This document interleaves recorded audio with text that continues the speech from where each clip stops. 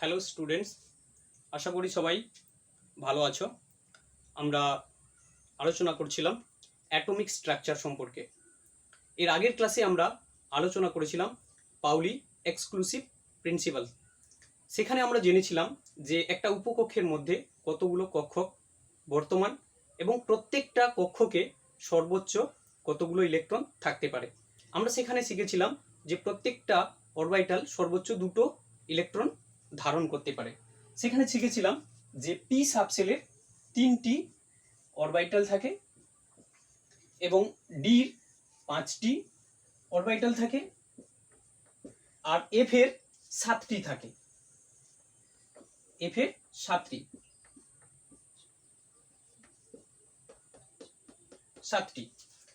এবং P S এর হচ্ছে 1টি।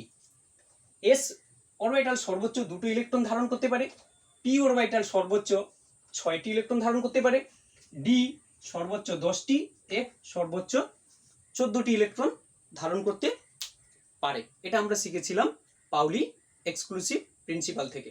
আজকে আমরা আলোচনা করব হুনস মাল্টিপ্লিসিটি ল সম্পর্কে। হুনস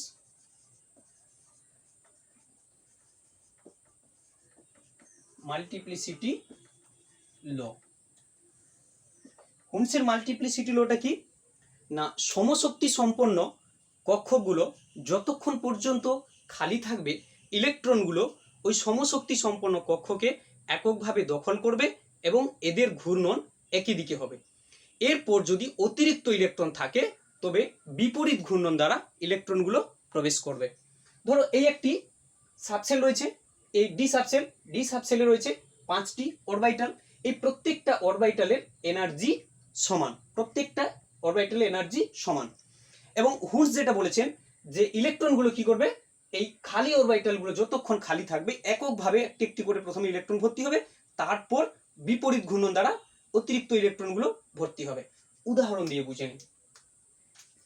তিনি বলেছেন ধরো পি সাবশেলে 3টে ইলেকট্রন রয়েছে, তাহলে সেগুলো কিভাবে ফিল আপ হবে না, এদের এনার্জি যেহেতু প্রত্যেকটা অরবিটালের সমান, তাহলে প্রত্যেকটাই কি হবে, এককভাবে ইলেকট্রনগুলো এইভাবে দখল করবে। যদি পিতে 4টি ইলেকট্রন থাকে তাহলে কি হবে না, প্রথমে এইভাবে এককভাবে একটি একটি করে ইলেকট্রন ভর্তি হবে, তারপর চতুর্থ ইলেকট্রনটা কি হবে, তাদের বিপরীত ঘূর্ণন দ্বারা এভাবে প্রবেশ করবে। তো যদি পিতে 6টি ইলেকট্রন থাকে তখন কি হবে না, প্রথমে কি হবে, একটি একটি করে প্রত্যেকটা অরবিটালে ইলেকট্রন ভর্তি হবে, এদের ঘূর্ণন একই দিকে হবে। এরপর অতিরিক্ত ইলেকট্রনগুলো কি হবে, বিপরীত ঘূর্ণন দ্বারা এই অরবিটালগুলোতে প্রবেশ করবে। ঠিক একইভাবে ধরো ডি অরবিটালে 4টি থাকলো, তখন কি হবে না, প্রত্যেকটা অরবিটালে একটি করে ইলেকট্রন ভর্তি হবে, এদের স্পিন কি হবে, একই দিকে হবে। যদি ডিতে 6টি ইলেকট্রন থাকে তখন কি হবে না, এইভাবে ইলেকট্রনগুলো ফিল আপ হবে। প্রথমে একটি একটি করে সমশক্তি সম্পন্ন কক্ষগুলোতে ইলেকট্রন ভর্তি হবে, 5টি হয়ে গেছে। এবার 6 নম্বর ইলেকট্রনটা কি হবে, বিপরীত ঘূর্ণন দ্বারা এই অরবিটালে ফিল আপ হবে। এই হচ্ছে হুনসের মাল্টিপ্লিসিটি ল। তিনি বলেছেন যে সমশক্তি সম্পন্ন কক্ষ যতক্ষণ পর্যন্ত খালি থাকবে ইলেকট্রনগুলো এককভাবে ওই কক্ষগুলো দখল করবে এবং এদের ঘূর্ণন একই দিকে হবে। এরপর অতিরিক্ত ইলেকট্রন থাকলে সেই ইলেকট্রনটা বিপরীত ঘূর্ণনের মাধ্যমে প্রবেশ করবে। এরপরে আমরা আলোচনা করব পাউলিস এক্সক্লুসিভ প্রিন্সিপাল নিয়ে, আফবাউ প্রিন্সিপাল নিয়ে।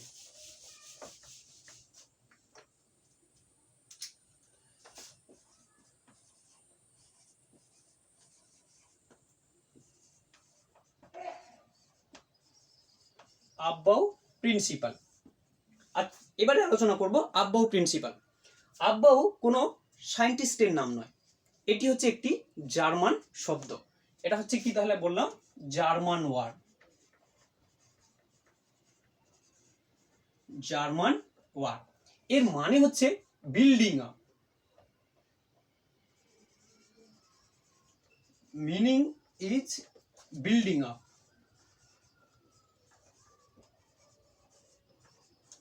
building up or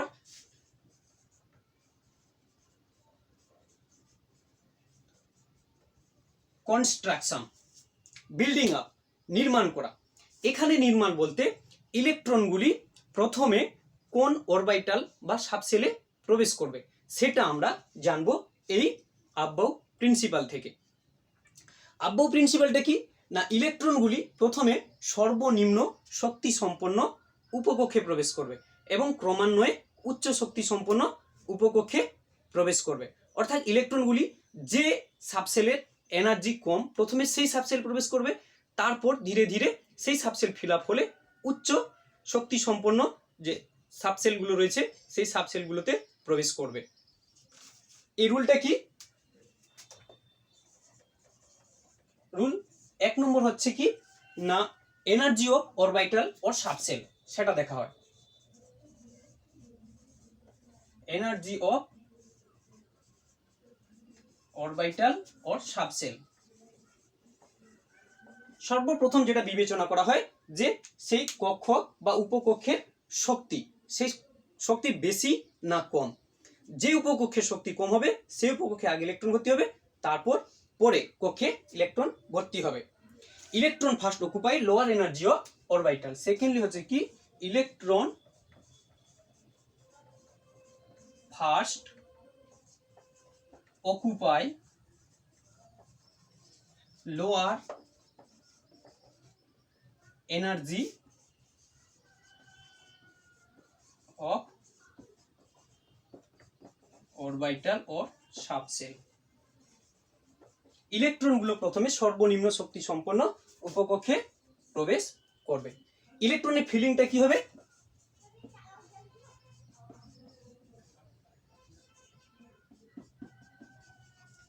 with increasing order.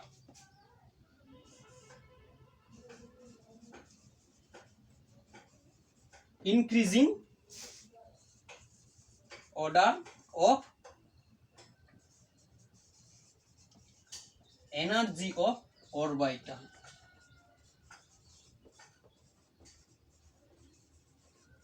কি হবে না, প্রথমে সর্বনিম্ন শক্তি সম্পন্ন উপকক্ষে ইলেকট্রন প্রবেশ করবে, তারপর কি হবে না উপকক্ষের শক্তি যত বৃদ্ধি পাবে ধীরে ধীরে নিম্ন শক্তি ভর্তি হয়ে উচ্চ শক্তি সম্পন্ন উপকক্ষে ইলেকট্রন প্রবেশ করবে। তো এক্সাম্পল নেই।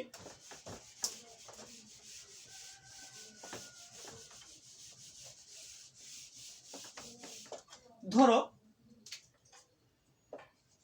2s 2p দুটি সাবশেল রয়েছে। এই সাবশেল দুটির মধ্যে কোনটিতে আগে ইলেকট্রন প্রবেশ করবে? তো সেটা জানতে হলে প্রথমে জানতে হবে যে কোন সাবশেলের এনার্জি কম।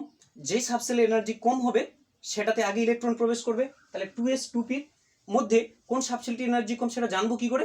সেটা জানবো n+l রুল থেকে। n+l রুল, যেখানে nটা কি, n হচ্ছে principal quantum number.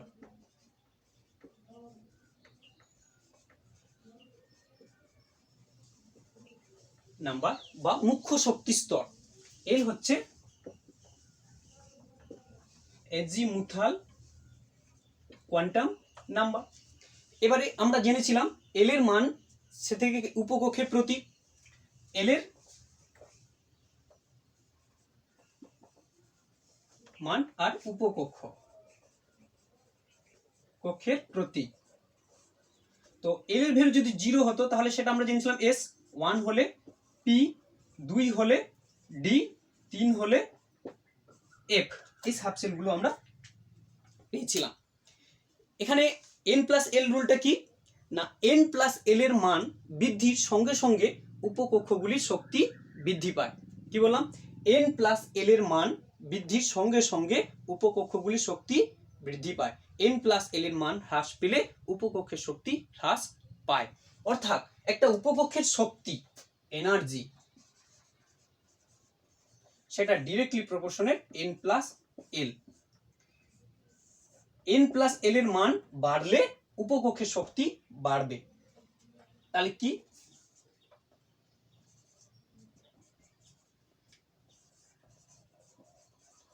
with increasing the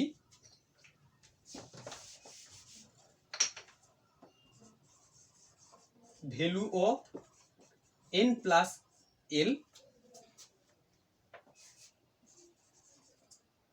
energy of orbital or subcell also increases. যদি n প্লাস এল এর মান বৃদ্ধি পায় তাহলে উপকক্ষের শক্তি বৃদ্ধি পাবে। দ্বিতীয়ত হচ্ছে কি না, যদি দুই বা ততোধিক উপকক্ষের শক্তি অর্থাৎ n প্লাস এল এর মান সমান হয়ে যায় তখন কি করব? দুই বা তার বেশি উপকক্ষের শক্তি যদি সমান অর্থাৎ n প্লাস এল এর মান, দুই বা ততোধিক উপকক্ষের যদি n প্লাস এল এর মান সমান হয়ে যায় তখন কি করব? তখন কি করব না, যার n এর মান বেশি হবে সেই উপকক্ষের শক্তি বেশি হবে এবং যার n এর মান কম হবে সেই উপকক্ষের শক্তি কি হবে? কম হবে। If n plus L value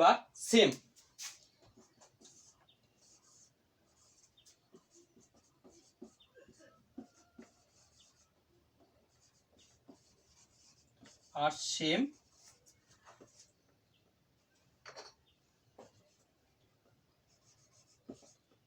in two or more subcell,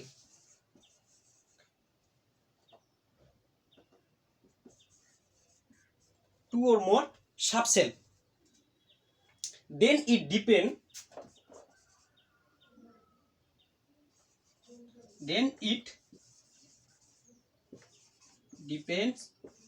on n এর উপরে। কি বললাম? n প্লাস এল রুলটা কি না, n প্লাস এল এর মান বৃদ্ধির সঙ্গে সঙ্গে একটা উপকক্ষের শক্তি বৃদ্ধি পায়। তাহলে কি বললাম? n প্লাস এল এর মান বৃদ্ধির সঙ্গে সঙ্গে একটা উপকক্ষের মান কি হয় বা শক্তি বৃদ্ধি পায়। যদি দুই বা ততোধিক উপকক্ষের n প্লাস এল এর মান সমান হয়ে যায় সেক্ষেত্রে কি হবে না, সেক্ষেত্রে যার এই n এর মান কম হবে সেই ক্ষেত্রে আগে ইলেকট্রন ভর্তি হবে, যার n প্লাস n এর মান বেশি হবে তারপরে ইলেকট্রন ভর্তি হবে। এবারে আমরা উদাহরণ দিয়ে দেখে নেব।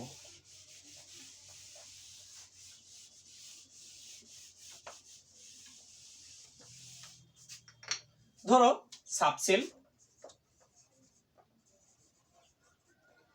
আর n plus L value.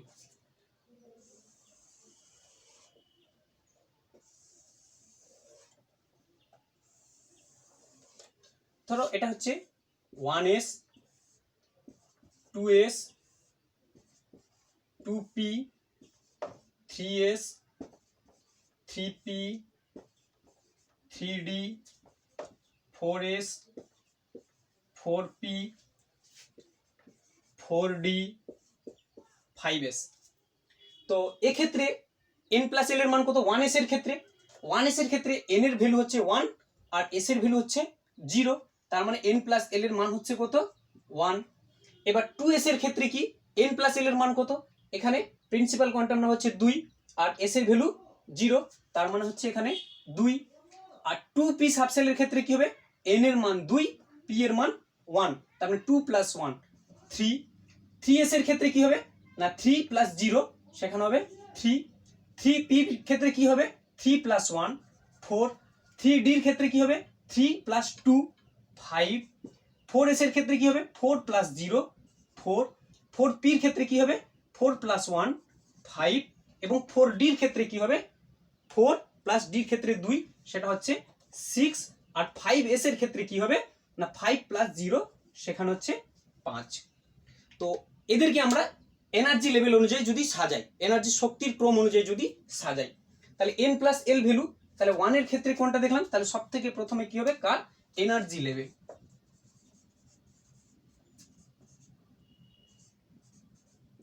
Energy level, এদের এনার্জি লেভেলটা কি হবে না, সব থেকে কম শক্তি কোন সাবসেলের? 1s এর, তাহলে এটা হবে সব থেকে প্রথমে 1s, তারপরে 1 চলে গেল, তারপরে দেখলাম 2, তারপরে 2s। n plus L value 2 কার? 2s এর। এরপরে দেখো এখানেও 2p রও n প্লাস এল ভ্যালু হচ্ছে কত রয়েছে? 3। 3s এরও রয়েছে n প্লাস এল কত? 3। যেটা বলেছিলাম n প্লাস এল রুলের 2 নম্বর সূত্র কি বলেছিলাম? যদি কোনো উপকক্ষের n প্লাস এল এর মান সমান হয়ে যায় সেক্ষেত্রে কি বলেছিলাম, n প্লাস এল এর ভ্যালু যদি সমান হয়, যে উপকক্ষের n এর মান কম তার শক্তি কম, সেক্ষেত্রে আগে ইলেকট্রন ভর্তি হবে, তারপরে যার n এর ভ্যালু বেশি সেটা বসবে। তাহলে এখানে কি না 2p এর ক্ষেত্রে 2, n এর ভ্যালু 2, আর 3s এর ক্ষেত্রে n এর ভ্যালু 3। তাহলে সব থেকে প্রথমে বসবে কে না 2p, তারপরে 3s।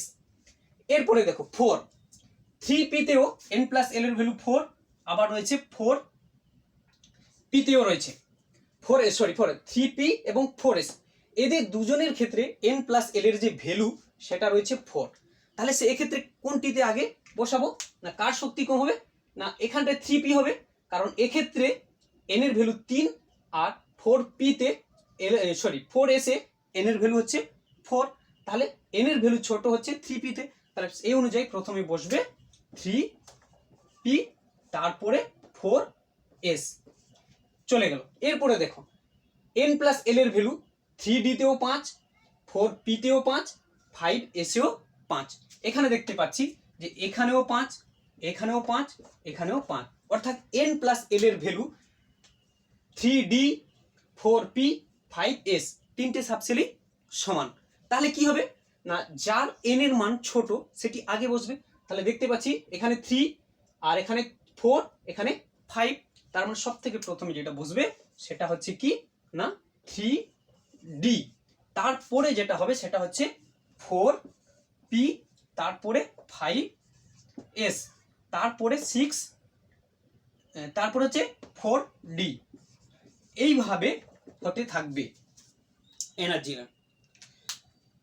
এইভাবে হচ্ছে এই উপকক্ষগুলি শক্তির ক্রম হচ্ছে এইটা। তবে কিছু এক্সেপশনাল কেস রয়েছে। এক্সেপশনাল কেস,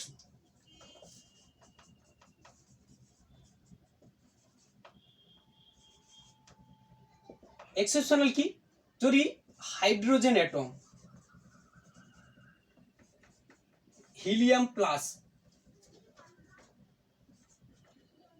লিথিয়াম 2 প্লাস, অর্থাৎ কি বলতে চেয়েছে না ফর সিঙ্গেল ইলেকট্রন সিস্টেম, কি হয় ফর সিঙ্গেল ইলেকট্রন, এগুলো সবই প্রত্যেকেই সিঙ্গেল ইলেকট্রন। হাইড্রোজেনের ক্ষেত্রে 1, হিলিয়াম 2, একটা পজিটিভ রয়েছে মানে এক কম হবে, তাহলে এক্ষেত্রেও সিঙ্গেল ইলেকট্রন, এক্ষেত্রেও single electron. For single electron system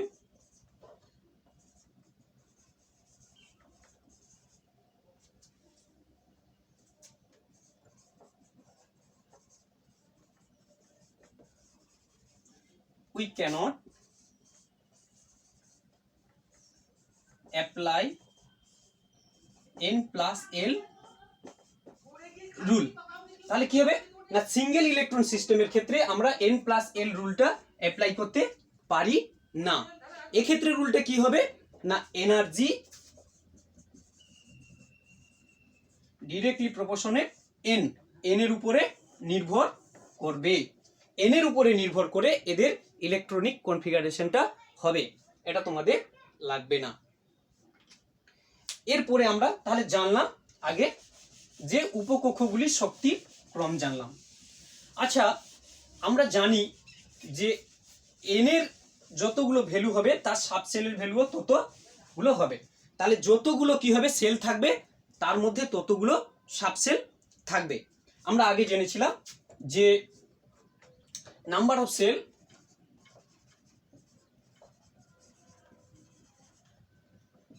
এটা হচ্ছে number of subshell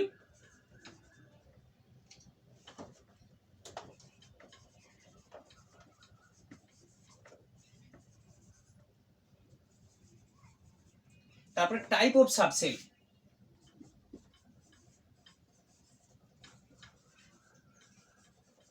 type of subshell S P D F G H I dot dot dot.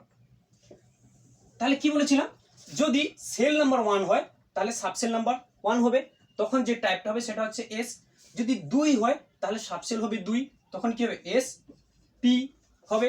যদি 3 হয় তাহলে সাবসেল হবে 3, এস পি ডি। যদি 4 হয় তাহলে কি হবে সাবসেল 4 হবে এস পি ডি এফ। 5 হলে সাবসেল 5 হবে S P D F G. যদি 6 হয় সাবসেল 6 হবে S P D F G H, এইভাবে চলতে থাকবে। তো এবারে আমরা এই এনার্জি যে লেভেল, সেই এনার্জি লেভেল গঠন করার একটা ট্রিক্স আছে, তো সেটা আমরা জানব কি করে এনার্জি লেভেলকে লোয়ার এনার্জি থেকে হায়ার এনার্জিতে সাজানো যায়, সেটার একটা আমাদের ট্রিক্স জানব।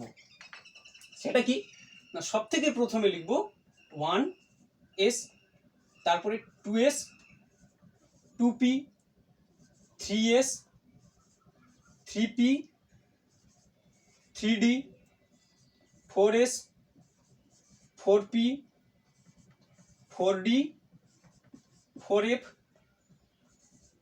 5s, 5p, 5d, 5f, 6s, 6p, 6d, 7s, 7p। তবে এদের আরও হয়, এদেরও আরও হয় সাবসেল, সেটা লিখলাম না সুবিধার্থে। এরপরে দেখো আমরা এইভাবে তীর চিহ্ন দেব,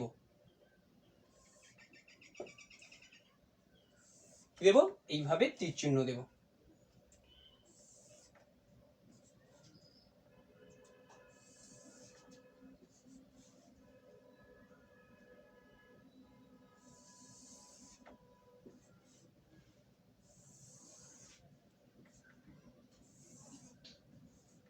এইভাবে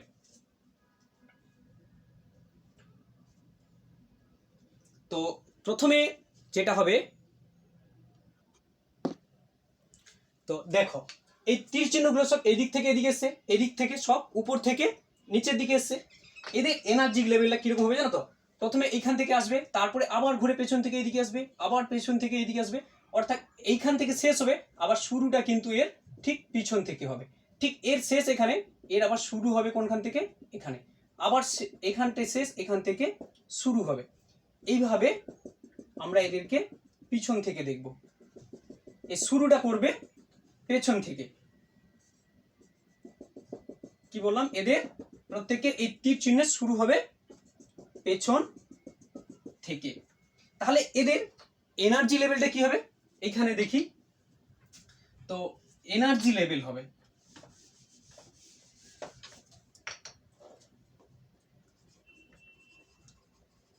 এনার্জি লেভেল, এটা মনে রাখবে অবশ্যই, কারণ এটা থেকে আমাদের ইলেকট্রনিক কনফিগারেশন জানা হবে। তাহলে সব থেকে প্রথমে কি লিখবো? 1s।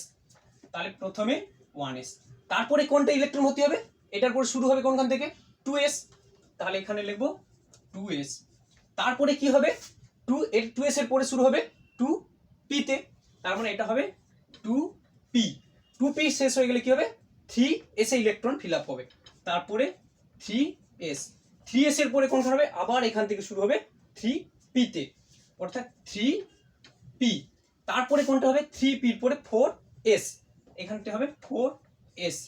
4s এর পরে হবে কোনখানে? 3d, 3d, 3d এর পরে কি হবে? 4p, 4p। তারপরে হচ্ছে 5s, 5s, 5s এর পরে কি হবে? আবার পেছন থেকে যাব 4d, 4d। তারপরে 5p, 5p। তারপরে জানবো 6s, 6s, 6s এর পরে আমরা শুরু করব 4f। তারপরে 5d, তারপরে হচ্ছে 6p, 6p। তারপরে 7s, তারপরে হচ্ছে কি না 5f,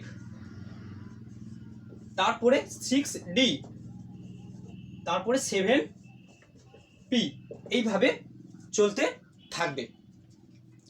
তো এবারে আমরা তার কি খেলাম না, আব্বাউ প্রিন্সিপালের n+ রুল অনুযায়ী, n+l রুল অনুযায়ী তাদেরকে যে উপকক্ষগুলিকে তাদের শক্তির ক্রম অনুযায়ী সাজিয়ে নিলাম।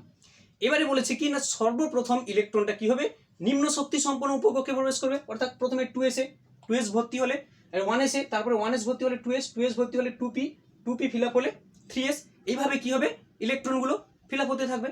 তাহলে দেখে নেব উদাহরণ দিয়ে, এটা কপি করো, মুছে দেব। দেখো এটা থাক, লাগবে সব সময়। তো এবারে কি করব, ধরো কার্বনের ক্ষেত্রে কি হচ্ছে অ্যাটমিক নাম্বার 6, এর ইলেকট্রনিক কনফিগারেশন আমরা কেমন করে করব। তাহলে এর ইলেকট্রনিক কার্বন 6 ইলেকট্রনিক কনফিগারেশন,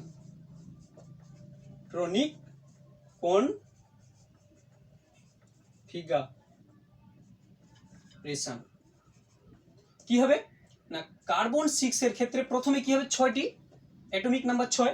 তাহলে এক্ষেত্রে কি হবে না, প্রথমে 1s এস কক্ষে সর্বোচ্চ কটা, দুটো। তাহলে প্রথমে 1s এ ঢুকবে দুটো, তারপরে 2s এসে দুটো, তারপরে হচ্ছে 2p, পিতে আমরা জানি সর্বোচ্চ কতগুলো থাকে, সর্বোচ্চ পি সাবশেল 6টা ইলেকট্রন ধারণ করতে পারে, তার কম ধারণ করতেও পারে, তবে 6টার বেশি পারে না। তাহলে হয়ে গেল কত, 2 2 4, তাহলে থাকলো কত, আর 2, তার মানে পিতে হচ্ছে দুটো ফিল আপ হবে। ঠিক একইভাবে যদি আমরা সোডিয়ামের ক্ষেত্রে বার করি, সোডিয়াম 11, এদের ক্ষেত্রে ইলেকট্রনিক কনফিগারেশনটা কি হবে না, 1s 2 2s 2 2p, 2p তে আমরা জানি কি সর্বোচ্চ 6টা ইলেকট্রন ধারণ করতে পারে, 6, এর বেশি ধারণ করতে পারে না। তাহলে হয়ে গেল 10টা। 2p এর পরে আমরা জানি কি 3s, তাহলে 3s 1, তাহলে সোডিয়ামের ক্ষেত্রে যেটা হবে 1s 2 2s 2 2p 6 3s 1। একইভাবে যদি আমরা দেখি ক্যালসিয়ামের অ্যাটমিক নাম্বার হচ্ছে কত, 20, এর ক্ষেত্রে যদি বের করি কি হবে 1s 2 2s 2 2p 6 3s 2, 12টা। তারপরে 3s এর পরে কি হবে 3p 6, তাহলে কতগুলো গেল 18টা। তারপরে আসবে কি 4s 2, তাহলে হিসাব করে দেখো 10 12 6 18 দিয়ে 20, তাহলে কি হবে ক্যালসিয়ামের ক্ষেত্রে এরকম ইলেকট্রনিক কনফিগারেশন। তো এরকম বাকিদের ক্ষেত্রেও হবে, তবে কিছু এক্সেপশনাল কেস রয়েছে, সেটা আমরা দেখব। যদি ক্রোমিয়ামের ক্ষেত্রে আমরা নির্ণয় করি, কার ক্ষেত্রে নির্ণয় করব, ক্রোমিয়ামের ক্ষেত্রে। ক্রোমিয়ামের অ্যাটমিক নাম্বার হচ্ছে 24, কি হবে ক্রোমিয়ামের অ্যাটমিক নাম্বার 24, এর ক্ষেত্রে যদি ইলেকট্রনিক কনফিগারেশন করি তো সেটা কি হবে, করব 1s 2 2s 2 2p 6, তারপরে 3s 2 3p 6, তারপরে হচ্ছে কি হবে 10 12 18, 4s 2 আর হচ্ছে 3d 4, এটা দেখো 10 12 18 20 24। তাহলে n+l রুল অনুযায়ী কি হবে না 4s এ দুটো থাকবে আর 3d তে 4টে ইলেকট্রন থাকবে, কিন্তু এটা এক্সেপশনাল কেস, এইভাবে যদি করা হয় তাহলে সেটা ভুল। এর ক্ষেত্রে কি হবে, এই পদ্ধতিতে করা যাবে না ইলেকট্রনিক কনফিগারেশন। এর ইলেকট্রনিক কনফিগারেশন কি হবে না 1s 2 2s 2 2p 6 3s 2 3p 6, এইখানে দেখো হবে 4s 1 আর 3d 5 হবে, কি হবে 4s 1 3d 5 হবে। এটা ক্রোমিয়াম এক্সেপশনাল, একে বোল্ড করে রাখো। কেন এখানে 4s 1 হবে 3d 5 হবে, n+l রুল অনুযায়ী হওয়া উচিত ছিল 4s 2 3d 4, এখানে 4s 2 3d 4 না হয়ে 4s 1 3d 5 হয়। কেন, কারণটা যে একটা সাবসেল কি হয় হাফ ফিল কিংবা ফুল ফিল অবস্থায় সে কি হয় সব থেকে বেশি স্টেবল হয়। একটা subshell half fill or full fill সে মোর স্টেবল হয়ে থাকে। যেমন ডির হচ্ছে কি হবে 5টা, আমরা জানি ডির ক্ষেত্রে 5টা কি থাকে সাবসেল থাকে, যখনই এখানে 4s এ কি থাকলো দুটো আর ডি তে কি থাকলো 4টে থাকলো, তখন কি করবে হবে না এই 4s এর যে দুটো ইলেকট্রন আছে একটা ইলেকট্রন কি হবে এখানে গিয়ে চলে যাবে, গিয়ে কি হবে এইটা তখন হয়ে যাবে হাফ ফিল হয়ে যাবে। আর হাফ ফিল হয়ে গেলে এই ডি অরবিটালটা যখন অর্ধপূর্ণ হয়ে যাবে কিংবা যদি সম্পূর্ণ পূর্ণ, অর্ধপূর্ণ বলতে যদি 5টা থাকে কিংবা 10টা থাকে, তাহলে কি হবে, ডি উপকক্ষ তখন কি হয়, সব থেকে বেশি সুস্থিত হয়। হাফ ফিল অর ফিল স্টেটে একটা ডি সাবসেল কি হয়, মোর স্টেবল হয়। তাই 4 কিংবা 9 অবস্থায় যখন ইলেকট্রনিক কনফিগারেশন আসে, 4 কিংবা 9 যখন ইলেকট্রনিক কনফিগারেশন আসে, তখন ডি কি করে না, তারপরে সামনে যে এস রয়েছে, এস উপকক্ষ থেকে কি করবে, একটা ইলেকট্রন নিয়ে সে হাফ ফিল হয়ে যাবে। বা যদি 9টা ইলেকট্রন থাকে, তাহলে কি হবে, এস থেকে একটা ইলেকট্রন নিয়ে সে কি হবে, ফুলফিল হয়ে যাবে। তাহলে হাফ ফিল অথবা ফুলফিল অবস্থায় ডি অরবিটাল কি হয়, সব থেকে বেশি শক্তিশালী হয়। এবং হাফ ফিল এবং ফুলফিল হতে ইলেকট্রনের হচ্ছে কি, একটা পরমাণু সব থেকে কম শক্তির প্রয়োজন হয়। আর সব থেকে ইম্পর্টেন্ট যেটা হচ্ছে কি না, হাফ ফিল এবং ফুলফিল অবস্থাতে ডি অরবিটাল সব থেকে বেশি শক্তিশালী হয়। ওই জন্য কি হয় না, 4s2 3d4 না হয়ে 4s1 3d5 হয়। ভুল করেও n+l রুল অনুযায়ী 4s2 3d4 করবে না। এক্ষেত্রে যেটা করতে হবে 4s1 3d5। ঠিক একইভাবে আরেকটি রয়েছে কপার। আমরা জানি কি কপারের ক্ষেত্রে কি 29, এর ইলেকট্রনিক কনফিগারেশন কি হবে, তাহলে একই রকম অনুযায়ী কি হবে, 1s2 2s2 2p6 3s2 3p6 3p6 3pর পরে হচ্ছে 4s2, তারপর হচ্ছে 3d হচ্ছে 9 10।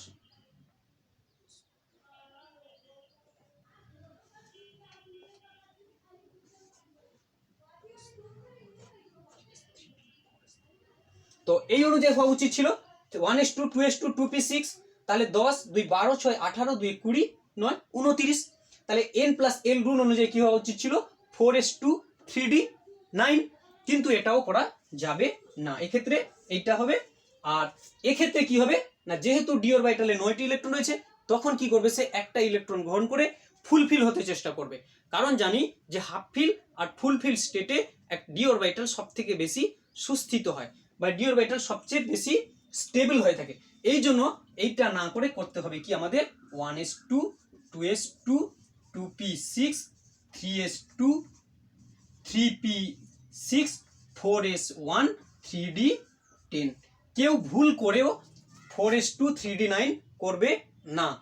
4s2 3d9 করলে সেটা ভুল হয়ে যাবে। তাহলে আমাদেরকে মনে রাখতে হবে যে ক্রোমিয়ামের ক্ষেত্রে কি হয়, 4s1 3d5 হয়, এবং কপারের ক্ষেত্রেও 4s1 3d10 হয়। এদের ডি অরবিটাল কি হয়, হাফ ফিল আর ফুলফিল অবস্থায় মোর স্টেবল হয়।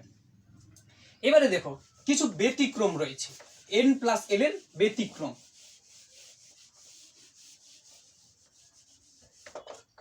n+l এর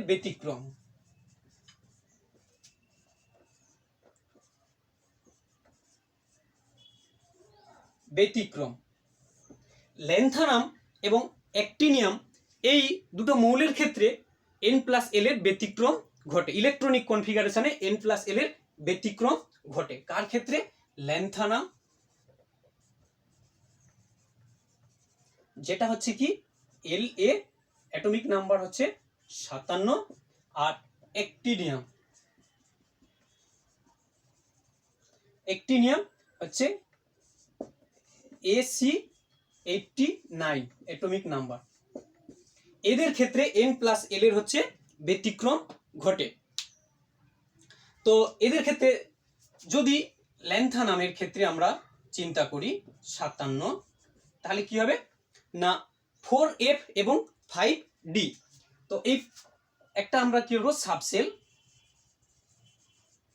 আর হচ্ছে n+l ভ্যালু, n+l ভ্যালু আর সাবসেল। যদি 4f এবং 5d এর কথা চিন্তা করি, কি করি, যদি 4f এবং 5d 4f এবং 5d এর কথা যদি চিন্তা করি, তাহলে এক্ষেত্রে n+l এর ভ্যালু কত হবে, 4 + 3 7 হবে, এবং 5 + 2 7 হবে। তাহলে কি হচ্ছে, দুটোই সমান।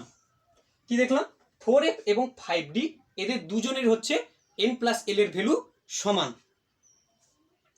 দুজনের সমান। তাহলে কি হবে তখন না, যার n এর মান ছোট সেটা প্রথমে বসবে, আর যার এন এর মান বেশি সেটা পড়ে বসবে। অর্থাৎ হচ্ছে কি না 5D হচ্ছে কি এনার্জি বেশি হবে আর 4F এর এনার্জি হচ্ছে কম হবে। তাহলে এদের এনার্জি লেভেল যেটা হবে সেটা হচ্ছে কি না 4F লেস দেন 5D।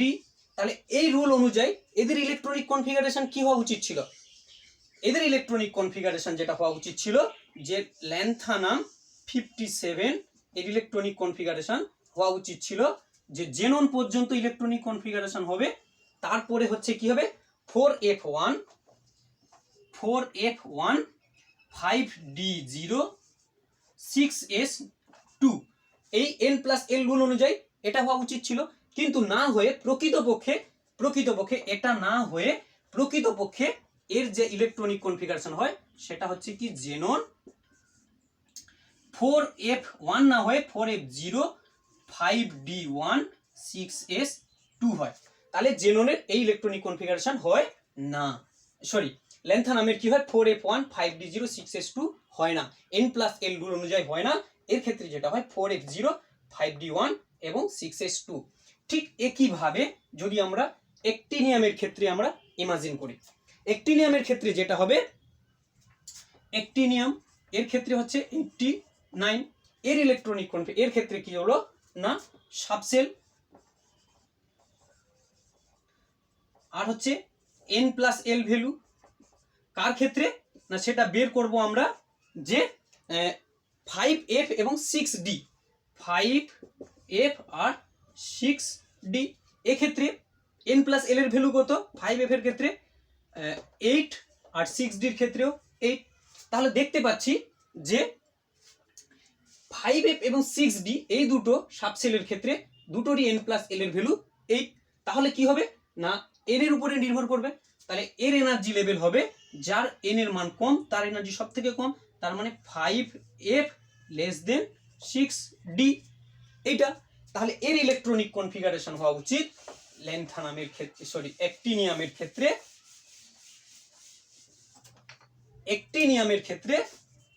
89 এর ইলেকট্রনিক কনফিগারেশন হওয়া উচিত যে রেডন পর্যন্ত আমরা electronic configuration 1s2 2s2 2b করে যাব। তারপরে হবে কি না 5F1 6D0 7S2 এটা হওয়া উচিত, কিন্তু এটা হয় না। এটা হয় না, কি হয় না অ্যাক্টিনিয়ামের মূল্যের ক্ষেত্রে এই ইলেকট্রনিক কনফিগারেশন হয় না, না হয়ে কি হয় না রেডন কি হয় না 5F0 6D1 7S2 এই ক্ষেত্রে এই ল্যান্থানাম এবং অ্যাক্টিনিয়ামের ক্ষেত্রে n+l এর কি হয় ব্যতিক্রম দেখা যায়। এরপরে আমরা যেটা করব ইলেকট্রনিক কনফিগারেশন অফ আয়ন। তো এবারে আমরা ইলেকট্রনিক কনফিগারেশন করব আয়নের।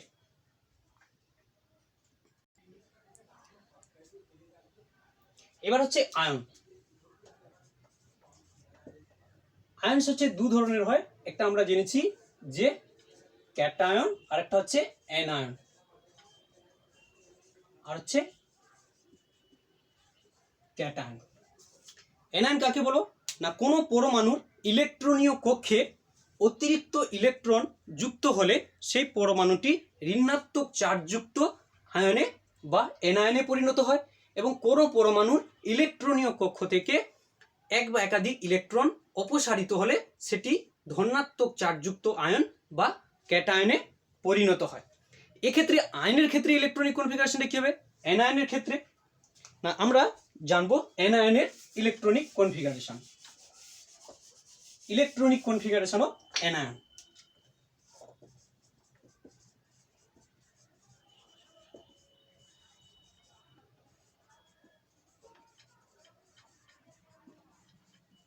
অফ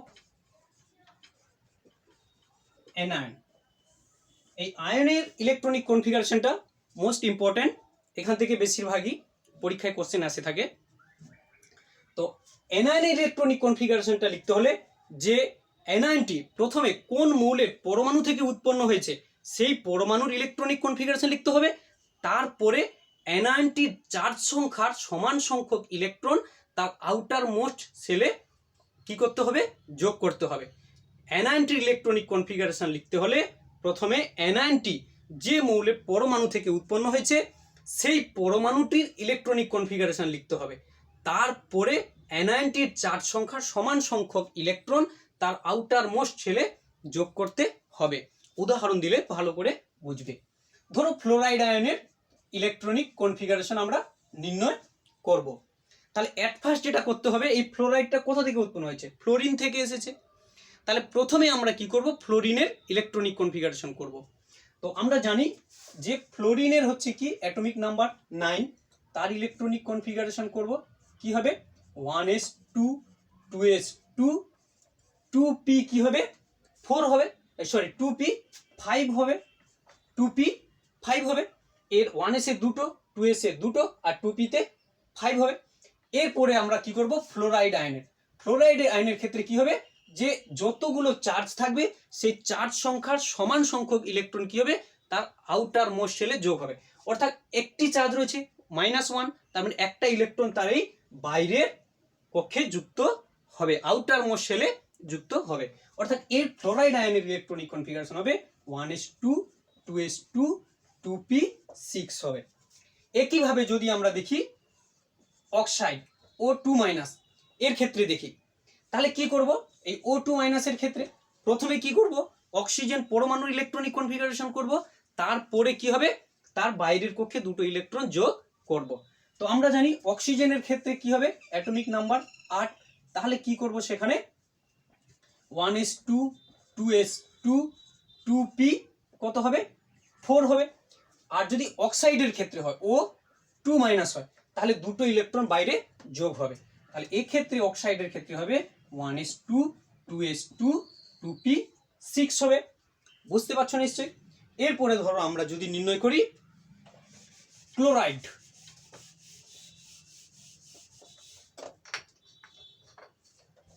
ক্লোরাইডে নির্ণয় করি। ক্লোরাইড আমরা জানি ক্লোরিন, প্রথমে ক্লোরিনের কি হবে? ইলেকট্রনিক কনফিগারেশন করব, তারপর তার আউটার মোস্ট শেলে একটা ইলেকট্রন যোগ করব। তো ক্লোরিনের যে অ্যাটমিক নাম্বার সেটা হচ্ছে 17। তাহলে এর ইলেকট্রনিক কনফিগারেশন হবে 1s2 2s2 2p6 3s2, তারপরে আমরা কি যাব? 3p 12 আর 3p তে কত হবে? 5 3p5, তাহলে 10 2 12 5 17 হয়ে গেল। এবারে ক্লোরাইড আয়নের ক্ষেত্রে কি হবে? না, যেহেতু একটি আয়ন রয়েছে, এই আয়ন সংখ্যার সমান সংখ্যক ইলেকট্রন কি হবে? তার আউটার মোস্ট শেলে যোগ হবে। তাহলে এর ক্ষেত্রে যে ইলেকট্রনিক কনফিগারেশন হবে 1s2 2s2 2p6 3s2 3p6 হবে। এই গেল হচ্ছে তোমার কি আয়নের ইলেকট্রনিক কনফিগারেশন। এরপরে আমরা জানব যে ক্যাটায়নের ইলেকট্রনিক।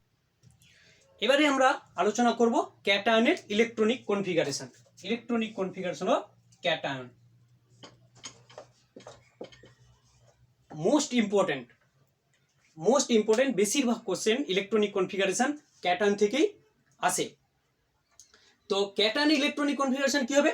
না, কোনো মৌলের ক্যাটায়নের ইলেকট্রনিক কনফিগারেশন লিখতে হলে কোনো মৌলের পরমাণুর যে পরমাণু থেকে ক্যাটায়নটি উৎপন্ন হয়েছে, সেই পরমাণুর ইলেকট্রনিক কনফিগারেশন লেখা হয়। তারপর কি হয়? তার সর্ববহিস্থ কক্ষ থেকে যত সংখ্যক ক্যাটায়ন থাকে সে তত সংখ্যক ইলেকট্রন কি হয়? তার আউটার মোস্ট শেল থেকে অপসারিত করা হয়। তাহলে কোনো ক্যাটায়নের ইলেকট্রনীয় কনফিগারেশন লিখতে হলে সেই ক্যাটায়নটি যে মৌলের পরমাণু থেকে উৎপন্ন হয়েছে তার ইলেকট্রনীয় কনফিগারেশন লেখা হয়। তারপর কি হয়? ক্যাটায়ন সংখ্যার সমান সংখ্যক ইলেকট্রন তার আউটার মোস্ট শেল থেকে অপসারিত করা হয়। উদাহরণ দিয়ে দেখে নেব। ধরো সোডিয়াম প্লাস আয়নের আমরা নির্ণয় করব ইলেকট্রনিক কনফিগারেশন। তো সোডিয়াম প্লাস আয়নের ইলেকট্রনিক কনফিগারেশন লিখতে গেলে কি করতে হবে? প্রথমে সোডিয়ামের ইলেকট্রনিক কনফিগারেশন লিখতে হবে। তাহলে সোডিয়ামের ইলেকট্রনিক কনফিগারেশন, সোডিয়ামের অ্যাটমিক নাম্বার 11 আমরা জানি 1s2 2s2 2p6 3s1। এবার যদি আমরা কি করব? Na প্লাস আয়নের ইলেকট্রনিক কনফিগারেশন লিখব। তাহলে কি হবে? তার সর্ববহিস্থ কক্ষ থেকে কি হবে? চার্জ সংখ্যার সমান সংখ্যক ইলেকট্রন অপসারিত হবে। তাহলে এখানে চার্জ কত রয়েছে? একটা রয়েছে, তাহলে একটা ইলেকট্রন এই এস কক্ষ থেকে অপসারিত হবে। তাহলে এর Na প্লাসের যে ইলেকট্রনিক কনফিগারেশন হবে 1s2 2s2 2p6 এবং 3s0 হবে। এইভাবে একইভাবে যদি আমরা ম্যাঙ্গানিজের ক্ষেত্রে বের করি, ম্যাঙ্গানিজ প্লাস আয়ন কার বের করব, ম্যাঙ্গানিজ 2+ আয়নের ক্ষেত্রে বের করব। তাহলে সব থেকে প্রথমে আমাদের কার বের করতে হবে, ম্যাঙ্গানিজের ইলেকট্রনিক কনফিগারেশন। তাহলে আমরা দেখে নেব যে ম্যাঙ্গানিজের ইলেকট্রনিক কনফিগারেশন এটা বের করব। তাহলে প্রথমে আমরা কার বের করব, ম্যাঙ্গানিজের ইলেকট্রনিক কনফিগারেশন। ম্যাঙ্গানিজ হচ্ছে 25 যদি হয় তাহলে কি হবে 1s2 2s2 2p6 তারপরে 2p6 3s2 3p6 4s2 10 12 16 18 4s এর পরে আমরা যাব 3d কি হবে 5 ঠিক আছে। তাহলে 10 10 20 5 25 তাহলে ম্যাঙ্গানিজের ইলেকট্রনিক কনফিগারেশন হচ্ছে কি না বাইরের দিকে যেটা থাকবে সেটা 4s2 3d 5। এবার যদি আমাদেরকে দেয় ম্যাঙ্গানিজ 2+, তাহলে কি হবে না আয়ন সংখ্যার সমান সংখ্যক ইলেকট্রন কি হবে তার আউটার মোস্ট শেল থেকে অপসারিত হবে। তাহলে এখানে 2+ বলেছে, তাহলে এইখান থেকে দুটো ইলেকট্রন কমে যাবে, 3d5 রয়েছে সেখান থেকে দুটো ইলেকট্রন কমে গিয়ে কি হবে 3d3। তাহলে সেক্ষেত্রে ইলেকট্রনিক কনফিগারেশন হবে 1s2 2s2 2p6 3s2 3p6 4s2 আর 3d কি হবে 3 হবে। এইটা কপি করো। এরপরে আমরা জানবো কি না নির্ণয় করব ক্রোমিয়ামের ক্ষেত্রে।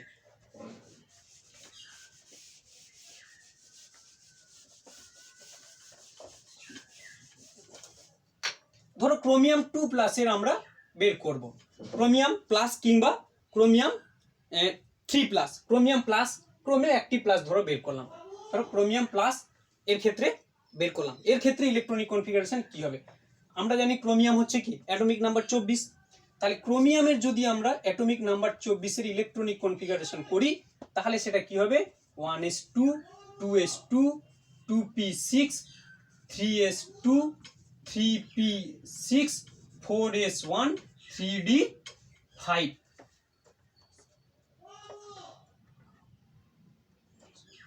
এটা আমরা জানি ক্রোমিয়ামের ক্ষেত্রে ব্যতিক্রম, তার 4s2 3d4 না হয়ে 4s1 3d5 হয়। এবারে যদি আমরা তাহলে কি করি না ক্রোমিয়াম হচ্ছে প্লাসের আয়ন বের করি, ক্রোমিয়াম প্লাস আয়নে, তাহলে কি হবে একটা ইলেকট্রন তার এই ডি থেকে অপসারিত হওয়ার কথা ছিল, তাহলে কি হতো এখানে 4 হবে, কিন্তু না এটা ভুল। ট্রানজিশনাল এলিমেন্টের ক্ষেত্রে আমরা জানি যে n-1 ডি উপকক্ষের থেকে ns এর শক্তি কম, কার না n-s এর শক্তি n-d থেকে কম, তার মানে এর শক্তি বেশি। এটা হচ্ছে বাইরের আর এটা হচ্ছে ভেতরের, এটা হচ্ছে ns আর হচ্ছে এটা হচ্ছে n-1 ডি, এই 3dটা হচ্ছে n-1 ডি সাবসেল আর এটা হচ্ছে ns সাবসেল। তো ট্রানজিশনাল এলিমেন্টের ক্ষেত্রে মনে রাখবে, ট্রানজিশনাল এলিমেন্টের ক্ষেত্রে n-1 ডি উপকক্ষ থেকে ns কক্ষের শক্তি কম হওয়া সত্ত্বেও ইলেকট্রন প্রথমে অপসারিত হবে এই ns কক্ষক থেকে, তারপরে কি হবে প্রয়োজন মতো n-1 ডি উপকক্ষ থেকে ইলেকট্রন অপসারিত হবে। মনে রাখবে ট্রানজিশনাল এলিমেন্টের ক্ষেত্রে ns কক্ষের শক্তি n-1 ডি অপেক্ষা কম হওয়া সত্ত্বেও ইলেকট্রন প্রথমে অপসারিত হবে ns কক্ষক থেকে, তারপর প্রয়োজন মতো n-1 ডি কক্ষক থেকে ইলেকট্রন অপসারিত হবে। এটা হচ্ছে শুধুমাত্র ট্রানজিশনাল এলিমেন্টের ক্ষেত্রে। মোস্ট ইম্পর্ট্যান্ট একটা উদাহরণ করাচ্ছি দেখো, যদি ক্রোমিয়ামের ক্ষেত্রে হয় তাহলে কি হবে না প্রথমে এই ns থেকে একটা ইলেকট্রন অপসারিত হবে, 1s2 2s2 2p6 3s2 3p6, এখানে ইলেকট্রনটা অপসারিত হবে 3d থেকে অপসারিত না হয়ে অপসারিত হবে কোথা থেকে না 4s থেকে, 4s0 3d5। আচ্ছা যদি ক্রোমিয়াম 3+ হতো তাহলে কি হবে, যদি ক্রোমিয়াম 3+, তাহলে এখানে 1+ ছিল বলে একটা ইলেকট্রন এখান থেকে অপসারিত হয়ে গেছে। যদি ক্রোমিয়াম 3+ হয় তখন কোনখান থেকে ইলেকট্রন অপসারিত হবে? না, বলেছিলাম যে প্রথমে NS থেকে অপসারিত হবে, তারপর প্রয়োজন মতো কোথা থেকে অপসারিত হবে? N-1 D থেকে। তাহলে মোট 3টে ইলেকট্রন অপসারিত হবে ক্রোমিয়াম 3+ এর ক্ষেত্রে। তার মানে এখান থেকে একটা অপসারিত হবে, এখান থেকে দুটো, দিয়ে 3টে অপসারিত হবে। তাহলে ক্রোমিয়াম 3+ এর ইলেকট্রনিক কনফিগারেশন যেটা হবে সেটা হলো 1s2 2s2 2p6 3s2 3p6। এখানটা কি হবে না 4s0 আর 3d, এখান থেকে একটা এখান থেকে দুটো, তার মানে 3d3 হবে। কি হবে? 3d3 হবে। তাহলে ক্রোমিয়াম 3 এর ক্ষেত্রে কি হবে? এখান থেকে একটা আর এখান থেকে দুটো ইলেকট্রন অপসারিত হবে, হয়ে 4s0 3d3 হবে। আচ্ছা, এখান থেকে আরেকটা কোশ্চেন দেয় যে ক্রোমিয়াম প্লাস ও ক্রোমিয়াম 3+ এর মধ্যে কোনটি বেশি সুস্থিত? কি বললাম? ক্রোমিয়াম প্লাস ও ক্রোমিয়াম 3+ এর মধ্যে কোনটি বেশি সুস্থিত? দেখো, ক্রোমিয়াম প্লাসের ক্ষেত্রে এর ডি সাবশেলে কটা ইলেকট্রন রয়েছে? 5টি রয়েছে, অর্থাৎ এটা হাফ ফিল্ড রয়েছে, এইভাবে রয়েছে। 3d5 রয়েছে, 3d5 রয়েছে। আর এটা ক্রোমিয়াম হচ্ছে 3+ এর ক্ষেত্রে এটা 3d5 এর ক্ষেত্রে কি রয়েছে? ডি সাবশেলটা রয়েছে, হাফ ফিল্ড অবস্থায় রয়েছে। আর 3+ এর ক্ষেত্রে রয়েছে d3 তে কি রয়েছে? 3টে ইলেকট্রন রয়েছে। দেখো, তাহলে কি হবে? আমরা জানি যে ডি অরবিটাল হাফ ফিল কিংবা ফুল ফিল অবস্থায় সব থেকে বেশি সুস্থিত হয়। তাহলে এইখানটায় 3d5টায় কি রয়েছে? হাফ ফিল স্টেট রয়েছে, অর্থাৎ এ হচ্ছে সব থেকে বেশি সুস্থিত 3d3 থেকে। তাহলে এখান থেকে যদি কোশ্চেন আসে তাহলে বলবো যে ক্রোমিয়াম প্লাস হচ্ছে মোর স্টেবল ক্রোমিয়াম 3+ এর থেকে। এটা এরপরে আরেকটা ইম্পর্টেন্ট আমরা আলোচনা করব, সেটা হচ্ছে কি সিমিলারলি কপারের ক্ষেত্রে আমরা আলোচনা করব। কপারের ক্ষেত্রে কপার হচ্ছে কপার প্লাস কিংবা কপার 2+ এর ক্ষেত্রে আমরা আলোচনা করব। কপার প্লাস কিংবা কপার 2+ এর আলোচনা করব। তো প্রথমে কি করতে হবে না কপারের ইলেকট্রনিক কনফিগারেশন লিখতে হবে, সেটা হচ্ছে 1s2 2s2 2p6 3s2 3p6 4s1 আর 3d10।